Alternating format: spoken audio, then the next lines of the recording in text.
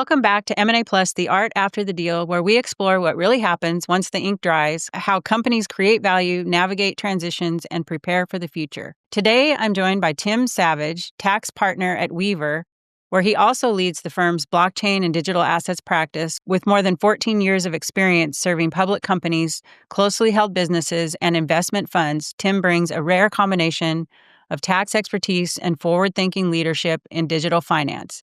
He's a CPA, a certified blockchain financial professional, and serves on the board of directors for the Texas Blockchain Council. In this episode, we'll explore how tax strategy and digital assets intersect with M&A, what stagflation means for deal makers, and why companies should be thinking about diversification and resilience in the new economy. So welcome to the podcast, Tim. We're glad to have you on. Yeah, well, thank you for having me on, Lisa. Very excited to do this with you. Yeah, good. And I'm excited because your background is really interesting and you're in some new spaces. So you've built a really interesting career starting in traditional tax, and now you're leading Weaver's blockchain and digital assets practice. So how did that journey unfold for you? Yeah, I've been practicing as a CPA for almost 14 years, and I started off on the traditional track right out of college. Went to a Big Four firm, Ernst & Young. I worked in their tax practice, the financial services division, working on a lot of large investment in commercial banks, money service businesses, and private equity firms. And it was really cool work. But I think a lot of people who go that route, tend to kind of cycle out and do something else. And I, ended up landing at Weaver, which I've been here at for 7 years now. Have been a partner. This is my 4th year as a partner. And as I was making partner, this was around the 2020 timeframe.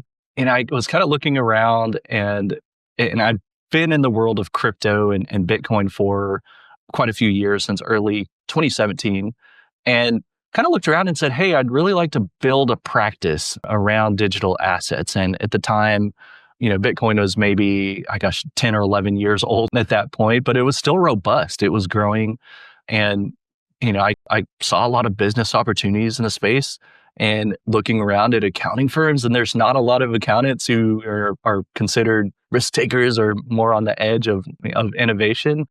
And I said, hey, that really suits my personality. And so I talked with our CEO, and our firm's executive committee put together a business proposal.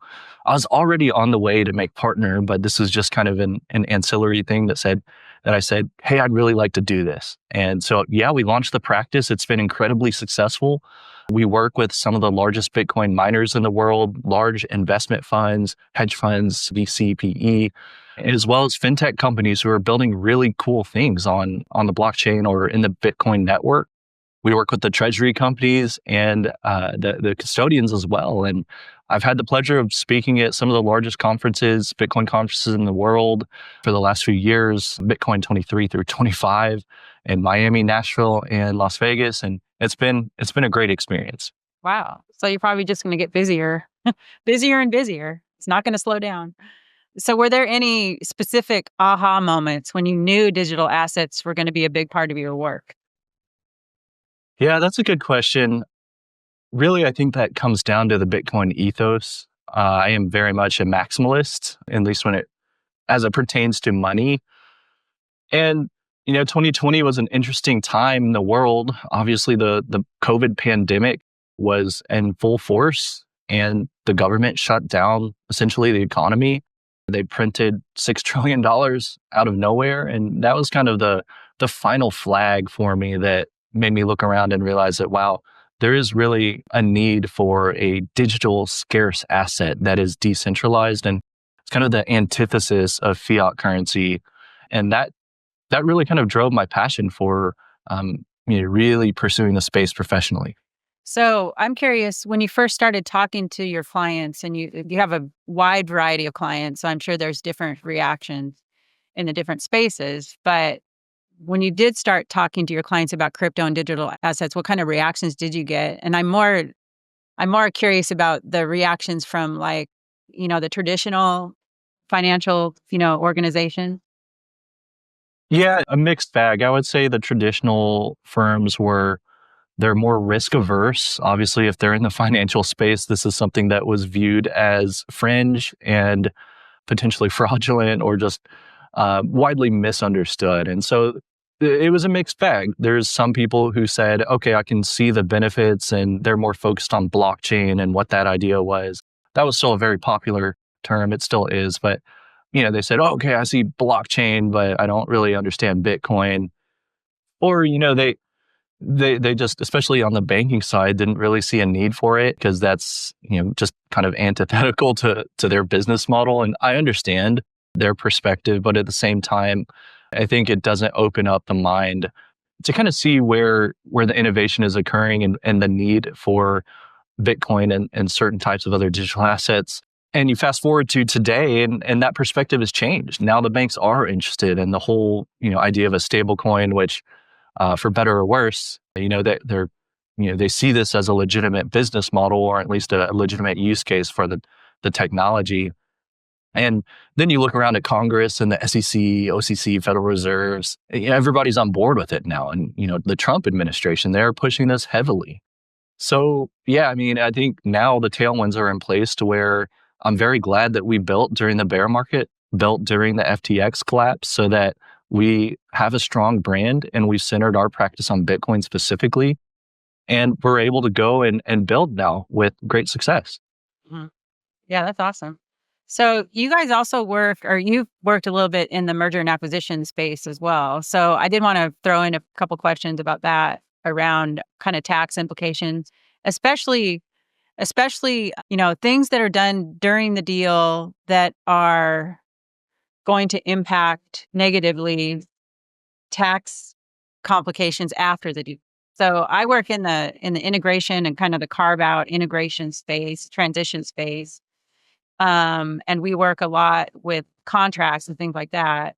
But I wanted to kind of get your perspective on, from a tax perspective, what kind of planning or what kind of things have you seen that have impacted those integration, time period?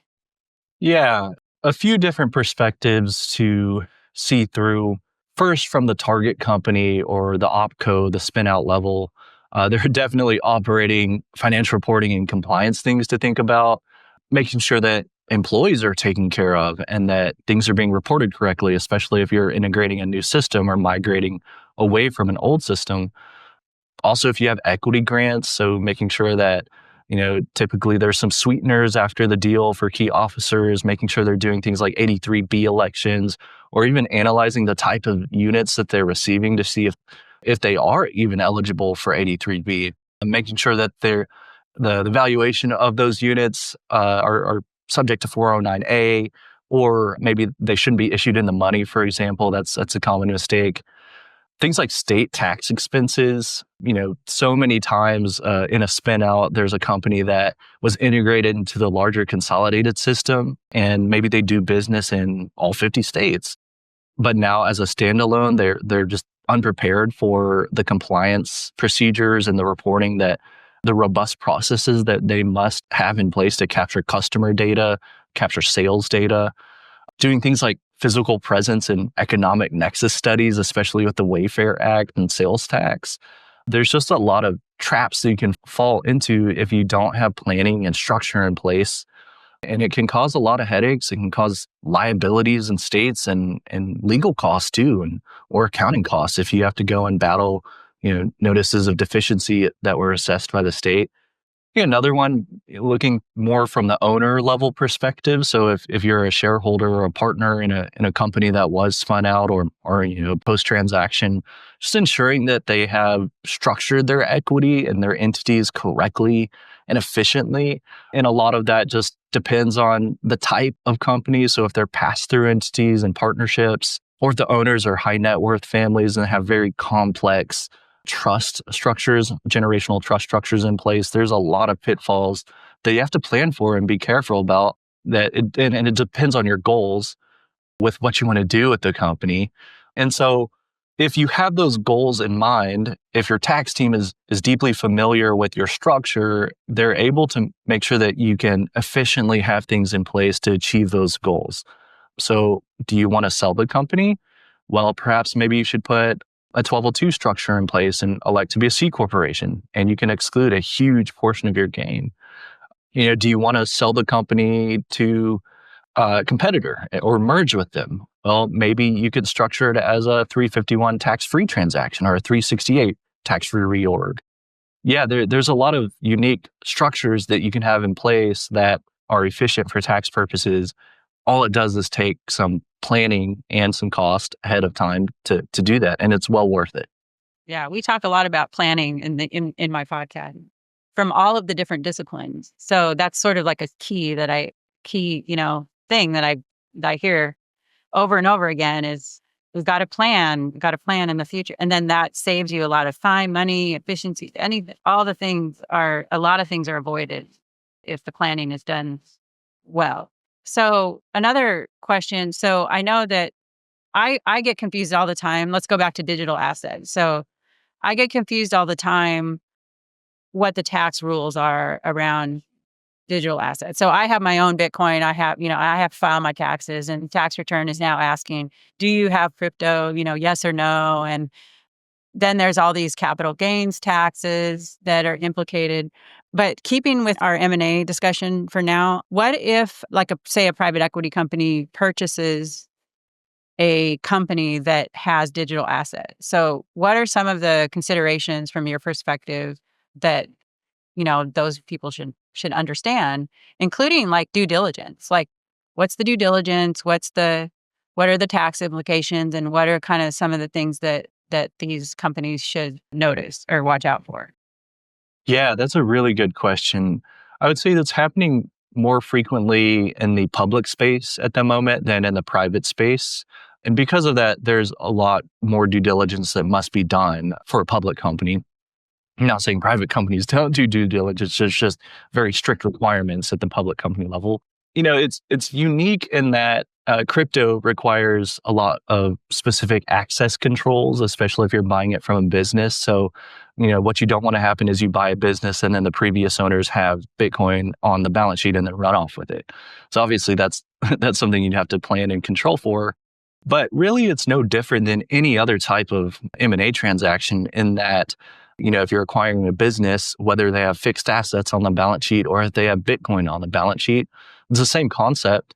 You just want to make sure that that the purchase price and how you're valuing the assets are done correctly. And then specific to tax, making sure that you're tracking the basis of the assets. And are you acquiring the assets specifically or a group of assets, or are you buying the stock or equity out of the company? If you're buying the equity, well, what is the target corporation? Are they a C corporation and you can just integrate all of the stock? Or is it a partnership and maybe it's an equity deal for legal purposes, but for tax, it's still an asset deal. So making sure you're thinking about the traditional compliance aspects of the M&A deal, but also at the added layer of, okay, they have Bitcoin or crypto on there. How do we have the controls in place so that throughout the transition process, they are protected and no one can run off with their crypto? And we are protected too post-transaction, that it actually does change custody and change hands.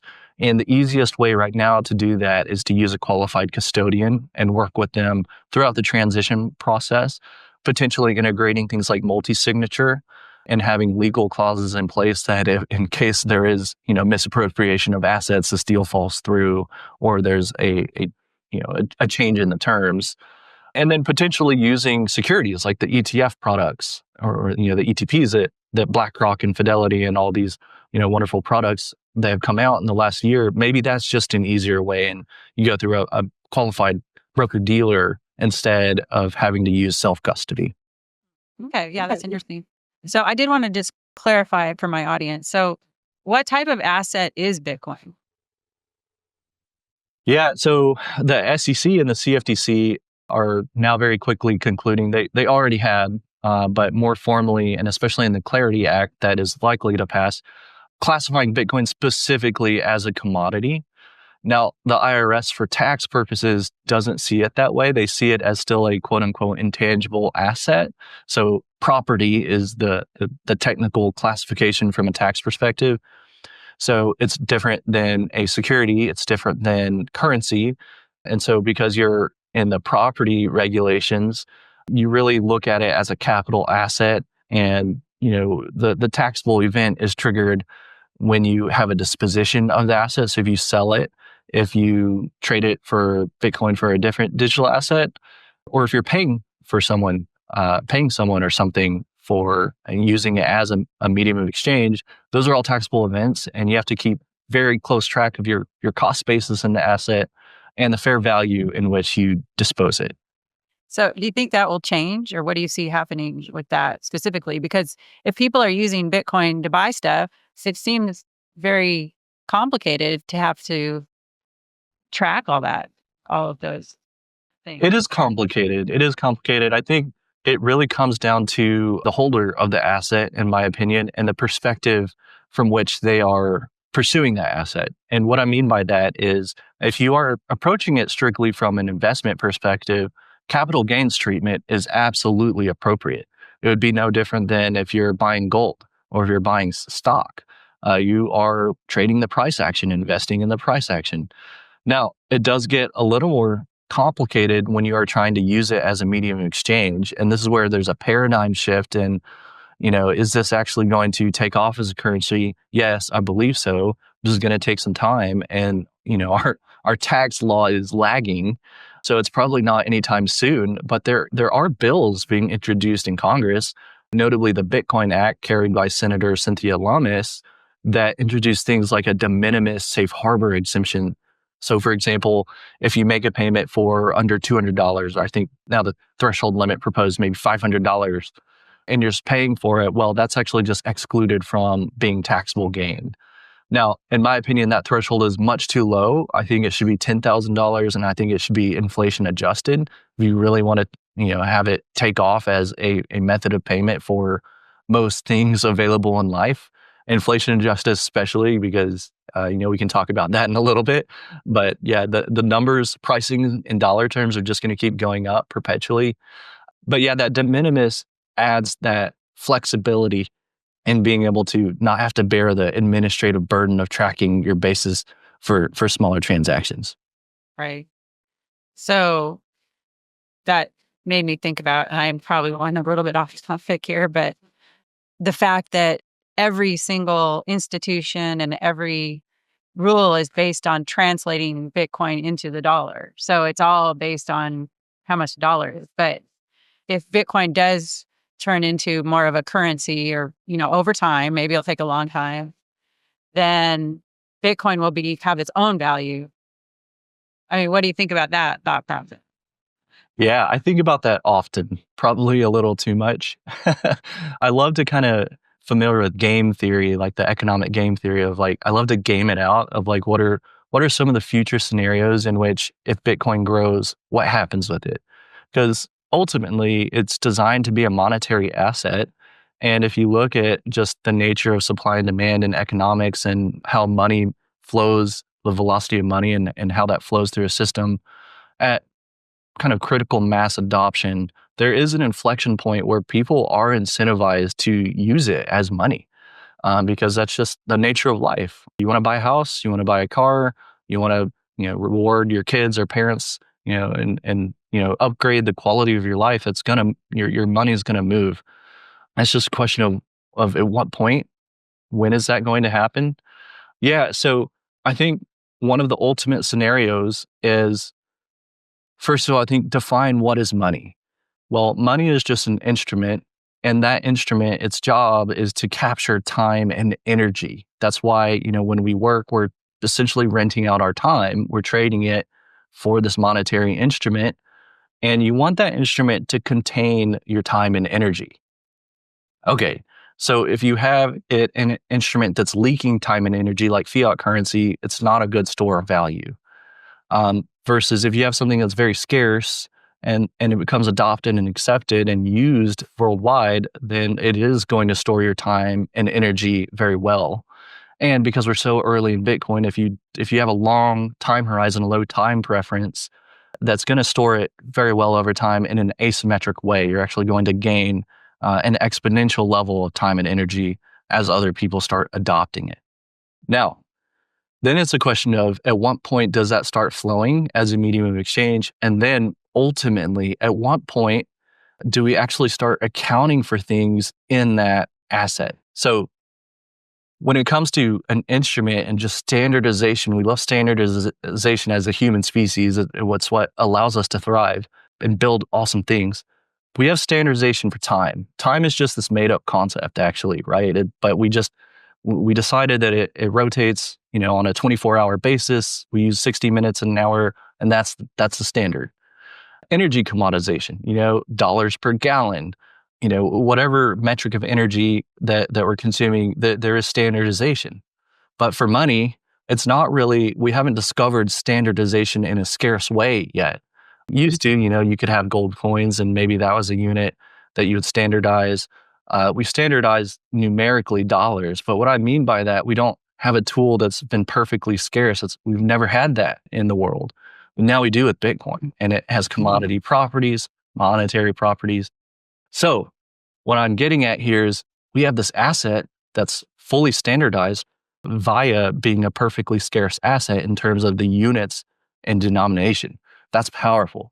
So in a world where ultimately we start accounting for things using this perfect denomination, then the question is, what happens? Like, what does that world look like, basically? Does the price of Bitcoin go up and down still? Actually, no, it probably shouldn't. It's just the purchasing power of that Bitcoin changes, because now if you're accounting for a loaf of bread or a house in Bitcoin terms or Satoshis, the individual units, the unit denomination doesn't change. What you look at actually is the fluidity, the velocity of where is that capital available. And if you zoom out on a macro level, you can see this among foreign countries with the dollars. That's literally what is happening. Is some countries need more, some need less. And that's why the Dixie fluctuates up and down. Same with the Bitcoin. If you have a loaf of bread and there's not enough Bitcoin available in that local jurisdiction, that price of loaf of bread goes down so that they can entice more Bitcoin to go into that jurisdiction. If there's too much, prices change. And so, it's very different in how you perceive the pricing of things when you have that perfect denomination of scarcity. Yeah, that's a good point. So I think it's maybe a good segue to talk a little bit about your stagflation word that you've been writing about. And I saw a couple of things that you wrote about this concept. Explain that. Yeah, so I spent a great deal of time studying economics. I'm very much a nerd in that way. I love trading the markets, and obviously the macro piece is kind of the backdrop behind how markets move. So it's just a particular passion of mine. And then when you combine that with history, I think it's very interesting to see how things play out going forward, just having kind of that background knowledge of things. Stagflation is a common term. It's not a good term in terms of, how that applies to an economy and if you live there. But essentially, what it is, it's the effect of having high inflation and a stagnating economy, which is very much not a good situation to be in. We are in admittedly, I would say not a good state of affairs right now as from a U.S. economic perspective. We're still a global powerhouse, of course, but we've kind of boxed ourselves into a precarious situation as Americans. And so I'm seeing a lot of concerning data points where I don't think a lot of people generally have a strong understanding of what is actually happening. So here's some of the data points. Federal debt today is at $37.5 trillion. It's just a staggering amount of debt. It's just such a high number. $1 trillion it's almost unperceivable for the mind to understand that. We have 37.5 trillion, and it's actually growing exponentially now. To put it in perspective, just 10 years ago, it was really about $20 trillion. So within 10 years, we're probably 15 years, we will have doubled that and is growing at a faster pace. Now, it is past the level of sustainability, and there's no longer reversing course. We're not going to be able to pay that down. That the nail in the coffin was COVID with the $5-6 trillion they printed over a year, essentially, and then all the amount of quantitative easing that they went into. Now, on top of that, federal debt to GDP has reached 120% in the United States, which is very alarming. that means that we are no longer able to produce our way out of the debt. So in other words, for every dollar of value we produce, there are more dollars being created through government deficit spending, or in other words, for every dollar of production, it is more costly to finance those dollars than it is to produce them through work. Now, a lot of people look at today's inflation and might compare it back to the 70s and 80s and be like, oh, we're fine, things are good.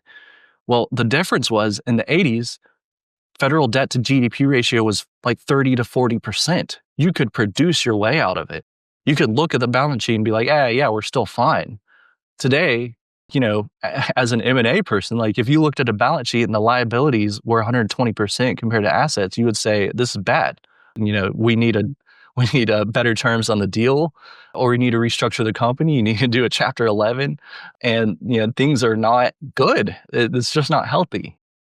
So the third point then is deficit spending is now up to $5 trillion per year. It's just staggering. It's unbelievable. In 2008, it was like a couple billion, I think.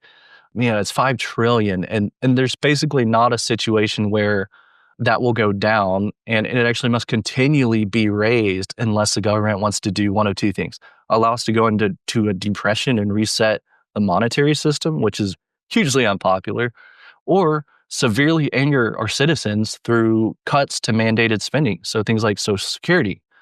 And neither of those are politically viable without causing pain to a large group of people. And so then on top of that, you have to look at, the data that's being produced by the government. Is this even reliable? And sadly, I think it's becoming less and less reliable. For example, about 2 weeks ago, the jobs report from 1 year ago under the Biden administration, it was revised down by 1 million jobs. And that, in terms of numbers, we're used to millions. That doesn't seem that high. That is extraordinarily high. We basically had no job growth from last year. It was the largest downward revision in history. And so basically we're being gaslit with data that's not reliable. And so how do you make investment decisions or business operating decisions, transactional decisions on data that is just cooked? It's really sad. And so we're in this difficult situation where over the last 80 years, structurally, our economic engine has been propped up by federal spending. Like literally, they must keep spending to keep liquidity flowing through the system, or else we will most certainly sink into a recession or possibly even a depression. And the rate of spending is getting bigger each year, and we're stuck in this debt spiral.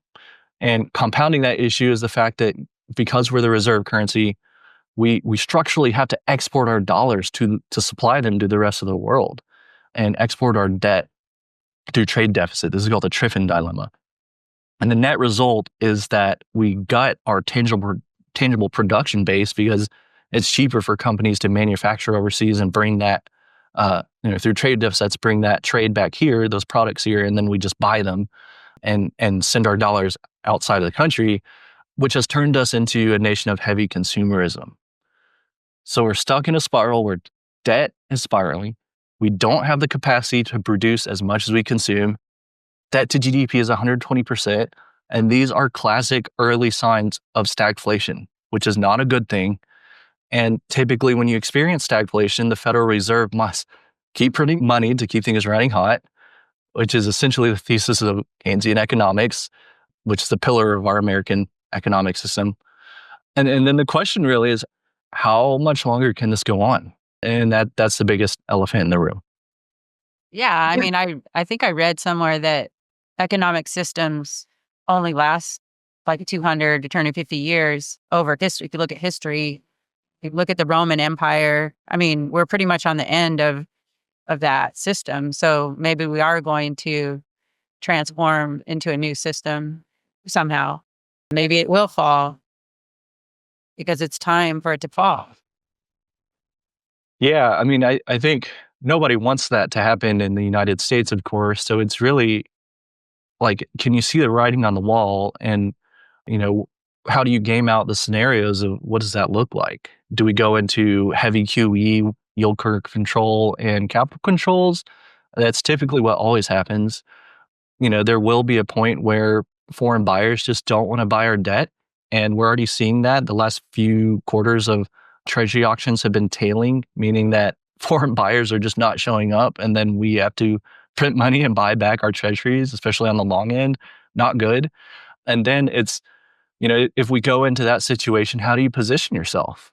And to me, after many hours of studying economics and just markets in general, I've landed on you need scarce assets. And Bitcoin just happens to be an asymmetric opportunity for my generation, for anyone alive today, but particularly younger folks. So at Weaver, so you're helping traditional companies step into a new world is really what you're doing. So what is the first steps or what that you would recommend when a CEO says, explain digital assets to me?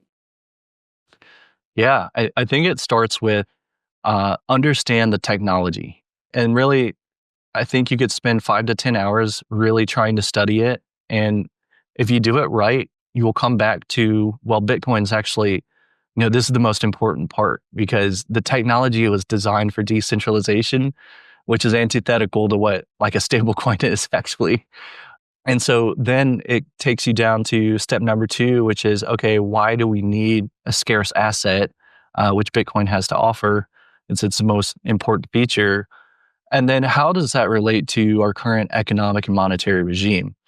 And so once you kind of have that foundational understanding, then that really directs you on steering your own company into the space. So, if we're looking just purely to have faster and more efficient transactions, and if you're doing business overseas, okay, stablecoins make total sense. They settle instantly. It's basically free.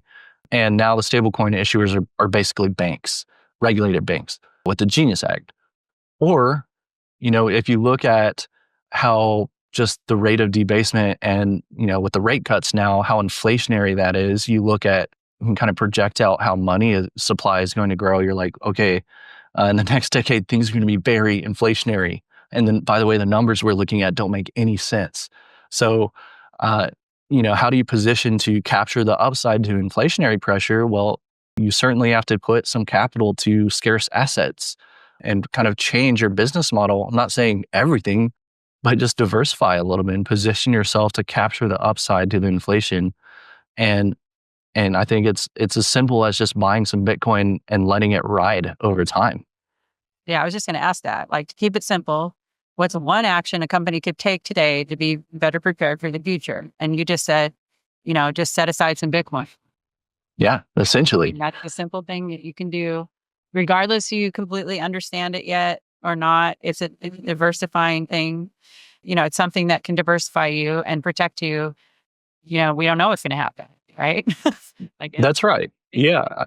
I mean, if you're running a business that makes millions of dollars, today Bitcoin's about 115,000, go out and buy one and protect it because there's only going to be 21 million ever Bitcoin ever.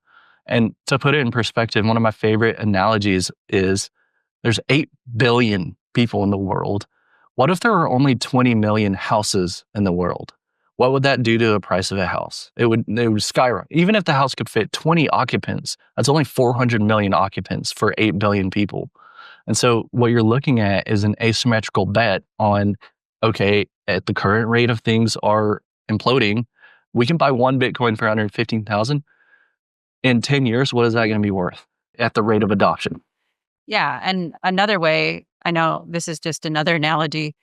How many millionaires are there? So there's 21 million Bitcoin. So if Bitcoin's $1 million, there's only 21 million millionaires. Yes. One Bitcoin is one, and there's way more millionaires than that today, right? Yeah. I think it's like 60 to 80 million is the official number. There's probably more, but yeah, it's like, okay, divide simple math and you got multiple millions per Bitcoin. Right. And that's excluding the billionaires, by the way, who will have a disproportionate share if they, as they get into it. Okay. So if you could go back and give your younger self some advice, what would it be? Buy Bitcoin. I knew you were going to say that. Yeah, obviously. No, what's funny is in 2012, I remember I think I was in my master's year or, kind of the tail end of my college career. And one of my best friends walked up to me and it was like, hey, Tim, there's this Bitcoin thing. It's like $200 a pop. You should buy some. And me being like the arrogant business major, In fairness, it wasn't explained super well, but I kind of just laughed at his face like, that's a fad. That's not going to work. And I think it's most people's reaction. And, if I spent just a few $100s, I would have more, much more back then. I spent a few $1,000s, that's serious capital investment today. And, I think I regret that. I've since actually apologized to him many times and, hopefully our relationship is great. We were still good friends, but yeah, I regret that. And I think my advice to people as they get into the space is just have an open mind and be receptive towards new ideas. I had that happen in 2017, although I did buy some, a little bit, but I wish I bought more. But I think just to inspire people a little bit, think about it this way. It seems high now, but it's basically the new low. So it's always going to be the new low. So if Bitcoin does reach $1 million, that could, 10 years, 20 years, it's $100,000 now. It's the new low. So think of it that way. So yeah, you can always regret, oh, I should have bought it when it was $2, Yeah. But it's kind of defeats the purpose of, moving into the future is just realize that the high now is the new low. Mm-hmm. That's exactly right. Yeah, it's like all of us who've been in the space for many years now, you look back and you're like, gosh, it was so cheap back then. And then after a few of the times of looking at that, you realize that this is just going up as it's being adopted. And today is cheap compared to tomorrow. And yes, there's some volatility that's actually starting to curve down. But, as it gains more market capitalization, well, when we're a $10 trillion asset, $100 billion of a hedge fund exiting a position doesn't move the price that much. And when we're a $20 trillion asset, 50 trillion, even taking out $1 trillion, that's nothing. And at that point, people don't want to exit because it's reached such a level of propagation that people really want to keep this asset because they understand what it means. Right, exactly. I actually like the volatility because you can see more clearly the impact that it has. And I was also thinking, maybe it's not as volatile as you think because the stock market is only open, bank hours, right? So Bitcoin's 24/7. So you might be able to see the volatility more clearly. Part of the reason is because of that. Literally, constantly. It's never stopped. Never stopped. Mm-hmm. Yeah, it's volatile in fiat terms, but in a world where it becomes a unit of account for all pricing, which makes total sense from a logical standpoint, it's basically just flat. Mm-hmm. Right. Okay, good. Well, we're going to wrap up with a few rapid fire questions. So I have a few here for you. So I'm going to start that. So Bitcoin, long-term hedge or still too volatile? I would say neither, but lean towards long-term hedge. Yeah. Okay. Most surprising lesson you've learned? In Bitcoin or in life? Anything in life. Yeah, just be open-minded and be willing to learn, even as an adult. Right. What is the biggest tax myth that you hear? That there are always ways to save taxes. Sometimes it's so simple, there's not. And one thing you wish every CEO knew about tax? It's a lot more work than what you might think of just preparing a tax return. There's many, many things that must be considered. Right. Don't try and do it yourself. Maybe. More so, it's what you see in a final product is the result of many hours of labor that go into the technicalities of it. Yeah. Either many hours of labor and understanding yourself or hire a professional. Yes, that's right. Okay. Okay, good. Well, Tim, thank you so much for joining us on M&A Plus, The Art After the Deal. Your insights on tax strategy, digital assets, and preparing for an uncertain economy give us a lot to think about. For our listeners, if you want to connect with Tim or learn more about Weaver's blockchain and digital assets practice, you can find him on LinkedIn or visit weaver.com. Is that correct? Weaver.com? That's right. Yes. Right? Okay, good. If you'd like more information about Intuitive Edge and how we help companies succeed after the deal, visit intoedge.com or connect with me directly on LinkedIn. As always, thank you for listening. If you enjoyed today's episode, please subscribe and share with your network. Until next time, I'm Lisa Scott, and this is M&A Plus, The Art After the Deal. So bye for now. Thanks, Lisa.